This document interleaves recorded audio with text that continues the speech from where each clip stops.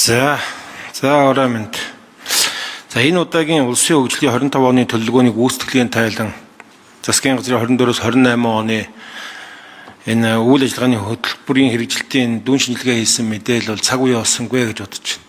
Яг нэг засгийн газар огцорчсон. Тэгээд нэг хэсэг нөхдүүд шинэ засгийн газарт орж ажиллах сонирхолтой нөхдүүд тийшээ гүгүүд алга болцсон. Манай танаа гэхгүй янз бүрийн яриа ордон дотор яваад гүйлдээд л шиг байна. Ийм үед одоо ингээд тайлан хамгийн чухал юм аа бид нар хэлэлцэж яадаг.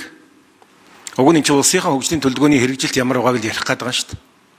Гэтэл одоо байж байгаа царай нь одоо ер нь баг сүулдэ хөнгүү боллоо одоо энэ заалч одоо яг нь хэдэн төрийн нарийн байна. Тэгээд өвчигдөр шинээр сонгогдсон ерөнхий сайд нэгдүгээр баяр хүргэе.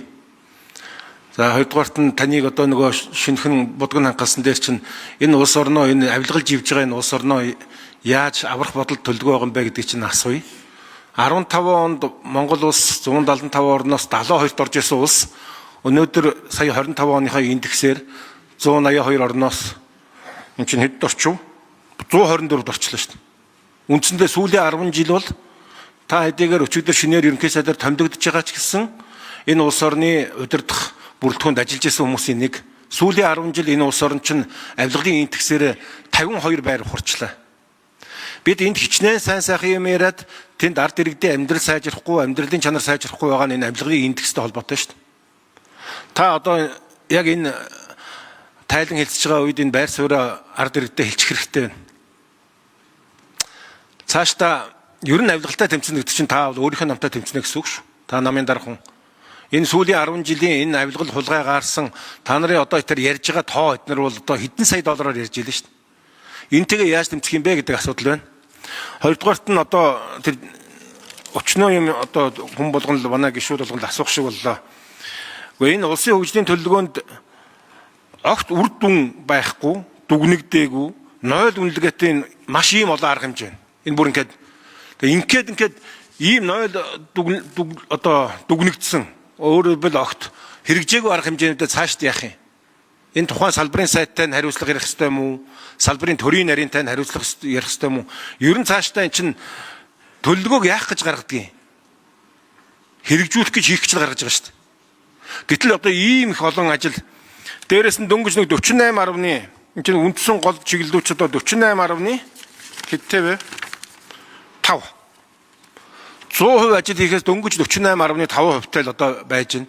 Тэгээ энэ дээр ерөнхий сайдаас энэ хоёр асуудал дээр байр суурийг сонсё гэж бодож байна. Ерөнхий сайд учрал.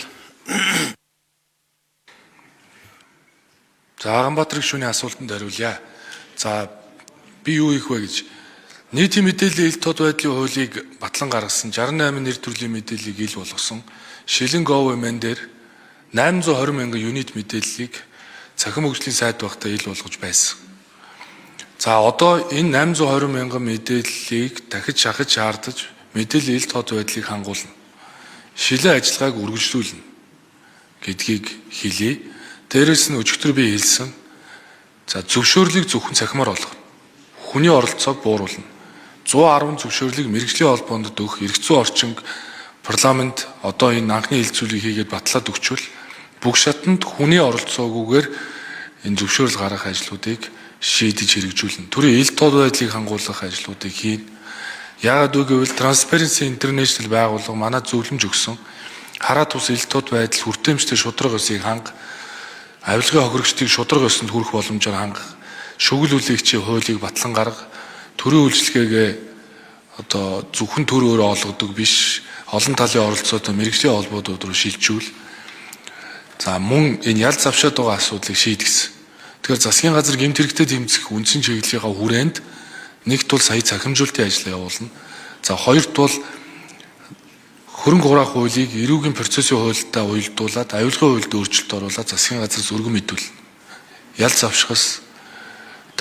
авшигтай тодорхой үйлдэл хий гэсэн энэ зөвлөмж. За гуравт бол шүгэл үлээгчийг хамгаалах эрх зүйн байдлын хуулийг батлана. Ингээд Transparency-ийн тавьж байгаа зөвлөмжүүдийг биелүүлнэ. Олборлох салбарын ил тод байдлын хуулийг одоо өргөн барьсан байгаа хэлэлцүүлнэ. Үүний дараа уул уурхайн салбар дахь ил тод байдлыг одоо бодиттой хангуулна. Би бас Open Government Partnership-ийн хуралд олон удаа оролцсон. нээлттэй засаглалын түншлэлийн хүрээнд бол энэ авилгын индексийг бууруулах ажлыг хийн гэдгийг танд хэлье. Тэгэхээр бодиттой үр дүн гарна. Хууль зүйн дотоод хэргийн яамыг гэмт хэрэгээс урьдчилан сэргийлэх асуудалд онцгой анхаар гэдгийг шахаж шаардна. Хууль эрх зүйн орчин шинжилгээс гадна хуулийн хэрэгжилтийг шаардна. Хууль баталдаг хэрэгждэггүй. Их хурлын гишүүд бүгд үүн дээр шүүмжлэлтэй ханддаг. Тийм учраас засгийн газар хууль хэрэгжүүлэх үндсэн үүрэгт хууль хэрэгжилтийг шахна. Биелэхгүй олон хуулиуд байвал би их хурлд хуулиудын нэмэлт өөрчлөлтийг оруулах саналаа өргөн мэдвэл. Тэгээ өнгөрсөн хугацаанд манай улс захим засаглалын индексээр 28 байр урагшлалаа. Дээрээс нь тэр одоо зөөлөн хүчний индексээр нэг урагшилсан. Бусдаар бол урагшид дэвшсэн индексүүд алга шүү дээ. Тэгэхээр энэ асуудлууд дээр би онцгой анхаарах болно гэдгийг Амбатар гишүүнд бас хариуцлагатай хэлье.